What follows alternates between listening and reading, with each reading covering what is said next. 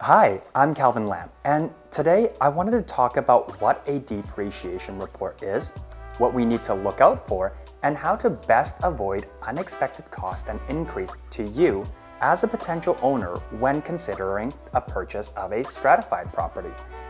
If you do not know what a strata corporation is, please do check my other video first on strata corporations. Alright, depreciation reports. For those of us who haven't really been involved in strata properties, this might be something that you may have not heard about before. I was no exception. I thought this report will show me how much money I will lose when I first bought my condo. But I'm happy to say that is not the case. A depreciation report is a management tool and a summary on how healthy the overall building structure, common property, and assets are. It helps all the owners in a strata corporation to plan, fund, pay for all the repairs and renewal of common property and their assets. Here is a list of items as an example, but not limited, on what the engineers would look for when assessing the overall lifespan of the building for the next 30 years. Okay, some of us may be thinking, isn't this what we pay our inspectors to check? Yes and no. When we hire a home inspector to do an inspection of a condo, the inspector only looks at the unit itself and the upkeeps and maintenance of the individual owner is responsible for, not the entire building as a whole. We can expect our inspectors to check if our toilets or sinks are loose, electrical outlets and appliances are working, the electrical panel is not overheating, as those items are not paid by the strata, but the owners themselves. Inspectors will still go out of their way to do a visual check on, but not limited to, the roof, balconies, exterior of the building that the strata is responsible for. Think of it this way. Home inspectors check for items that we, as homeowners of the unit, is responsible for, while the depreciation report checks the items that the strata is responsible to maintain.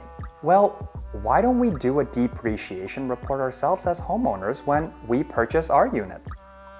The majority of the building's health and status summary will be seen and done every 3 years by the strata in the depreciation report to try to keep the buyer's costs low. As an average condo inspection is a few $100s, a depreciation report can be a few $1,000s to even tens of thousands of dollars. I don't know about you, but that is the bill that I do not want to pick up.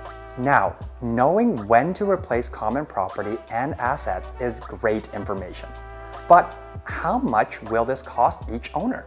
Well, sometimes nothing, sometimes a few $1,000s to even hundreds of thousands of dollars, depending on the strata. Remember, stratas are made up of all the owners, and if all the owners decided not to repair things that needed to repair, let's just say a roof as an example, the roof will get worse and worse until water starts leaking into the building. At this point, you would imagine that the strata would need to replace the roof. Replacing the roof in most stratas cost around $200,000 at the time of this video. If the strata had saved up their money over the last few years in anticipation for this cost, the owners may not see any changes in their strata fees.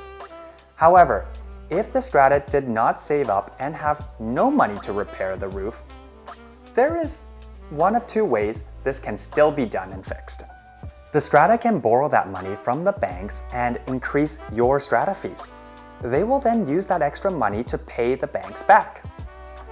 The second way is to ask for money from all the strata owners, you. This is known as a special assessment or a cash call. Well, how much money will they ask for? Depending on how much money they are short. If there are 40 units in the building and the strata needs $200,000, chances that each owner will be hit with a special assessment of around $5,000. $200,000 divided by 40 units. However, the stratas do take in a few variables when determining the costs, such as how much money they are short and by the size of your strata lot.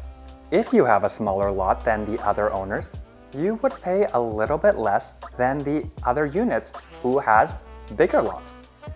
This is only one example of many things highlighted in the depreciation report. In an ideal world, we would want to check all the components in the building through this report. Components in a strata can get very pricey. The last thing that we want to see are roofs, balconies, elevators needing a repair or replace all at the same time. And it caught the strata by surprise. To prevent this from happening to you, we would want to review their financials and the depreciation report to provide us with an idea on how healthy the building overall is. The last thing we want you to get into is for you to purchase into a building that has not been well maintained, and now it's up to you as the owner to pay and fix for all of these things. So don't ignore this long report and take some time to review in detail before making your decision on a strata property. Either that, or come swing by and see us, and we'll be happy to help you out. Thanks for checking in, and I hope this helps you to be able to identify the property to live your best life possible.